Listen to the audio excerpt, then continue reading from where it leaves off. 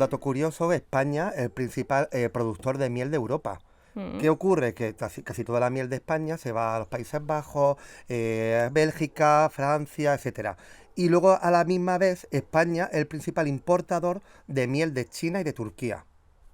Entonces aquí hay un problema grave. Esto antiguamente eran tierras de cultivo del monasterio de la Orden de San Jerónimo, aquí muy cerquita.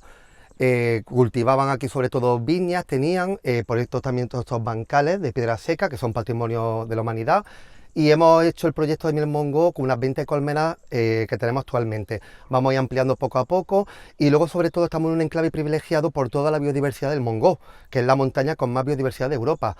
Hay personas que les gustan con el café, con el té, una tostada, perfecto, pero una cucharadita al día estaría súper bien.